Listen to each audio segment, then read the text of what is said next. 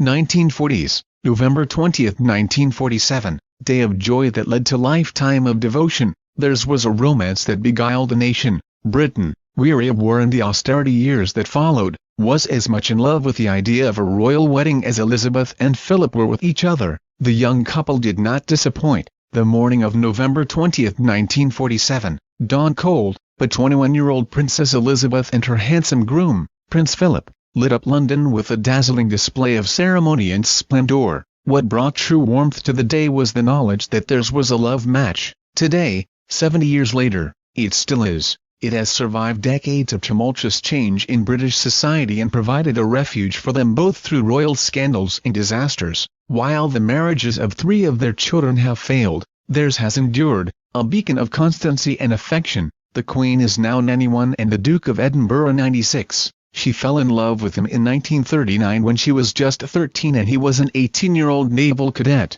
By 1946 he could be found speeding onto the forecourt of Buckingham Palace in his black MG sports car in a tearing hurry to see the woman he called Lilibet. For their wedding at Westminster Abbey, Elizabeth wore a Norman Hartnell Duchess satin gown inspired by a Botticelli painting. It sparkled with 10,000 seed pearls, tiny crystals and tulle embroidery. Her headpiece was her something borrowed, the angular diamonds of the Queen Mary French tiara from the jewelry collection of the Queen Mother. After their wedding, the couple set up home in Clarence House and Prince Charles arrived in 1948. They then spent several blissful months on the Mediterranean island of Malta where Prince Philip was stationed with the Royal Navy. As a surprise for their 60th wedding anniversary he took Elizabeth back there, and also to Broadlands in Hampshire where they had spent their wedding night. It says much about their lasting love that the Queen dressed for the occasion in the same strand of pearls and the same brooch she wore in 1947 when she was his newlywed wife. 1950s,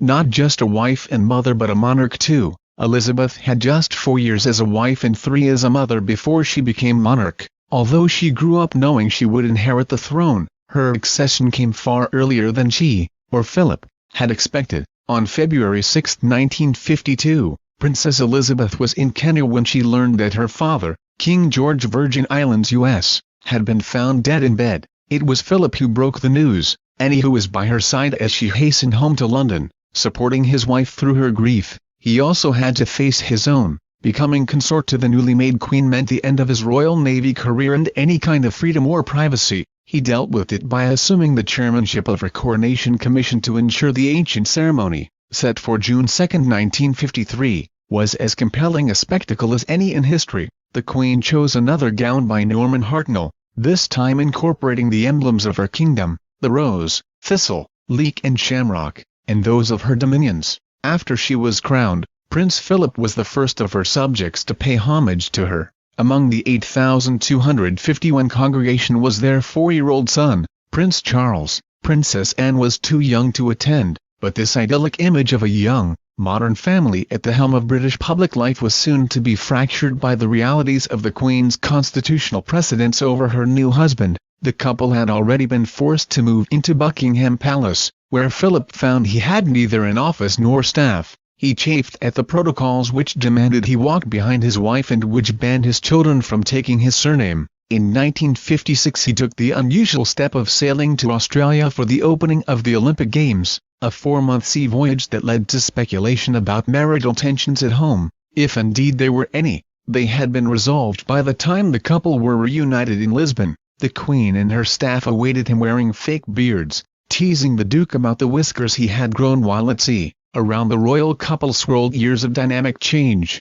rock and roll, Britain becoming a nuclear power, the 4-minute mile, the start of the space age and the conquest of Everest. Prince Philip, with his love of science and technology, of progress and modernity, was perfectly placed to help the Queen, as head of state, navigate her way through it. On the day of their wedding, King George had confided in a guest, "One day Elizabeth will be Queen and he will be consort. That's much harder than being king, but I think he's the man for the job." This was the decade which swiftly proved him right. 1960s, perfect team at work and play. It was in the 1960s that the Queen and Prince Philip would show off the complementary skills that would ultimately make them one of the best double acts of all time. This was the decade in which they grew into their new, twin roles on the world stage, starting with the truly majestic, Almost Imperial, visit to India 1961 featuring a tiger hunt and a royal procession like no other, in howdahs on the back of robed and crowned elephants. It was in stark contrast to an earlier trip to Malta in which they'd relished the informality of riding among crowds of schoolchildren in an open-top Land Rover. What it demonstrated was their deft ability to do both.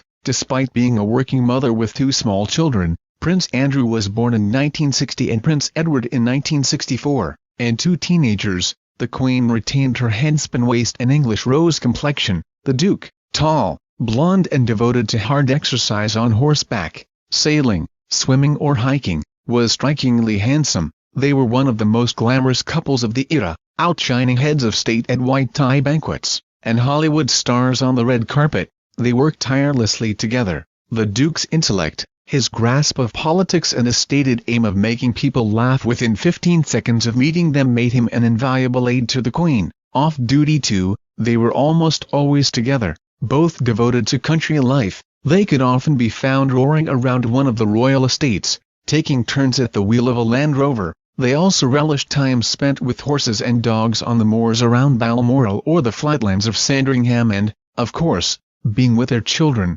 This was a side of royal life the public was finally permitted to see in the 1960s, as the monarch and her husband edged towards a new era of openness. First came informal snapshots of the Queen without the trappings of majesty, simply as a wife and mother, and then in 1969 the first ever fly-on-the-wall royal TV documentary. The BBC programme showed the royals as an ordinary family with the Duke barbecuing sausages and the Queen having to mollify Prince Edward with sweets after Prince Charles snapped a cello string against his cheek. The nation, amused and amazed, was glued to its screen. 1970s, sailing into an age of modern royalty. The work which had begun in the 1960s to modernize the monarchy picked up speed in the 1970s. To the relief of the ever-progressive Prince Philip, public deference was waning. Popularity had to be earned, as did the civil list. The royal couple set about proving their inestimable value. It was during their Antipodean tour of 1971 that the Walkabout was born.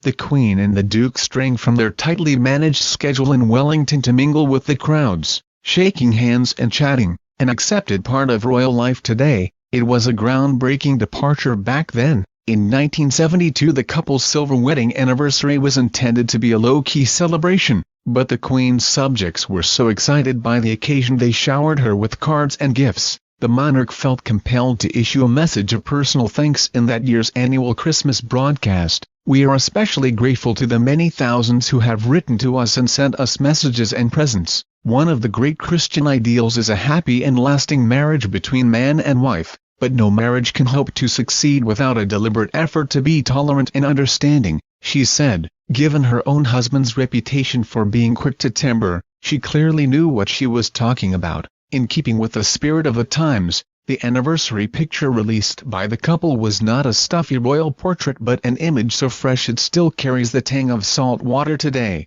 They are caught in an intimate moment smiling lovingly at each other on the deck of the royal yacht Britannia. There were many other successful overseas tours, notably a glittering state visit to Washington, D.C. in 1976 to meet President Gerald Ford at the White House. There was, however, trouble at home. The late 1970s was a time of recession. Courtiers feared the country might be feeling too downcast to celebrate the Queen's Silver Jubilee in 1977. They were demonstrably wrong. Her Jubilee tour started in Scotland and ended 10 weeks later in Northern Ireland. On the evening of June 6, she lit a bonfire in Windsor Great Park, which was followed by a chain of 100 other beacons across the country. The next day she and the Duke took the Gold State coach, in which they'd ridden at her coronation, for a service of thanksgiving at St. Paul's Cathedral. Hundreds of thousands lined the route and 500 million watched on television worldwide. It was a triumph. Their family life was flourishing too as they saw the first of their children get married and make them grandparents. Princess Anne's wedding in 1973 was followed by the birth of Peter Phillips in 1977. These years also delivered Britain's first female Prime Minister, Margaret Thatcher, the age of feminism finally catching up with the Queen, a woman who'd been head of state for more than a quarter of a century. Many would view the Duke as the prototype for the breed of new man which would follow, a career secondary to his wife's work in doing the lion's share of the parenting. Astutely, Her Majesty recognized this would never have been the Duke's choice. In private, she made a point of always deferring to her husband, whom she considered the head of her household. On the eve of the 1980s, they remained as much in love as ever. 1980s, weddings, births and beaming grandparents. For the Queen and Prince Philip, the 1980s promised much and delivered even more. With one headline-grabbing happy family event after another, the decade began with a show-stopping romance between their eldest son, the Prince of Wales, and 19-year-old Lady Diana Spencer. They wed on July 29, 1981, amid a frenzy of global excitement and an outpouring of patriotic pride. The people's love for the Queen and her husband was revived by the coming of a new and glamorous generation of young royals. The Charles and Di phenomenon gilded them as both successful parents and guardians of the monarchy's future. The arrival of an heir to the throne, Prince William in 1982, and his brother Prince Harry in 1984, was further cause for national congratulation. Behind palace walls the Queen exhaled. Charles was married and had given the House of Windsor an heir and a spare. Princess Anne already had 2 children and, once Prince Andrew made Sarah Ferguson his bride and added 2 more little princesses to the gang, there was only Edward to go. They didn't look just like a dynasty, but a big, jolly family too. These betrothals, weddings and pregnancies, the appearances of Windsor wives on hospital steps clutching new babies in beautifully crocheted blankets, and the good-humored christenings which followed,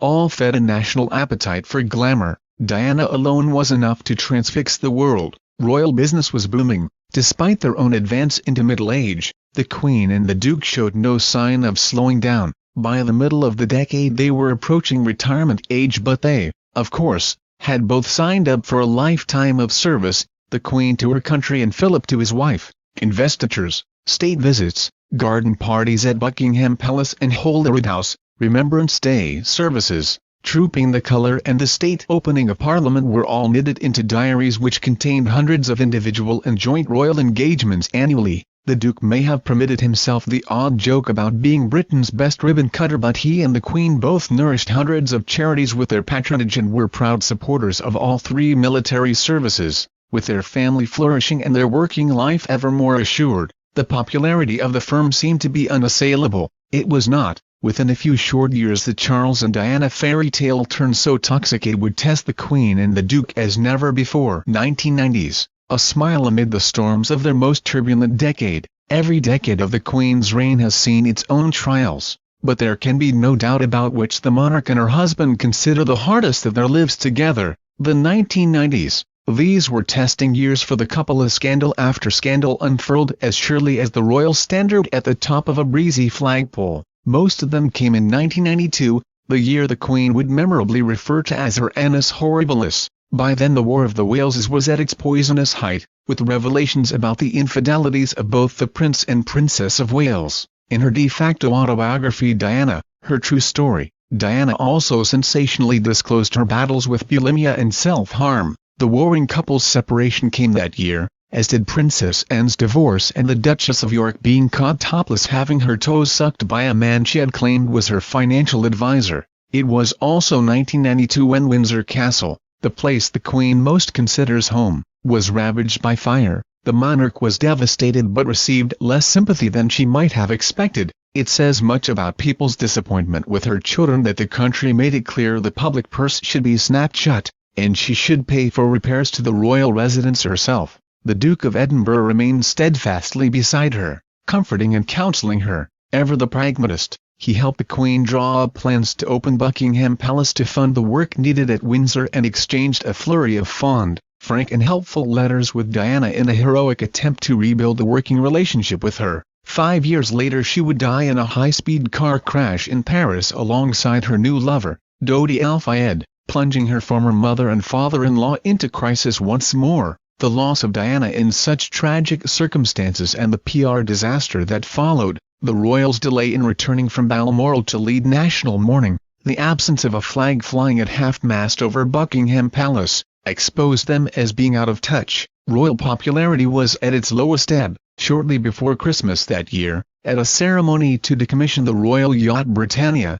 the Queen was caught crying on camera. Clearly she was weeping for all that the yacht represented, the happy family holidays and the respite it offered from the burdens of the crown. As ever, her devoted husband was by her side in support. He was there again on the eve of the new millennium when they toasted the arrival of the year 2000 and, although they did not know it then, an extraordinary change in their fortunes. 2000s, by her side, always and forever, the new millennium has brought delight after delight to the Queen and Prince Philip, 2 more grandchildren, a tumble of great-grandchildren, golden and diamond jubilees, their 90th birthdays and her milestone achievement becoming the longest ever reigning British monarch. Now, there is this, the 70th anniversary of her marriage that has defined their lives and service to the country. These autumn years have also brought them the contentment of seeing the Prince of Wales finally marrying his long-time love, Camilla Parker Bowles, and a sense of the coming succession with the wedding of Prince William and Kate Middleton and the birth of Prince George.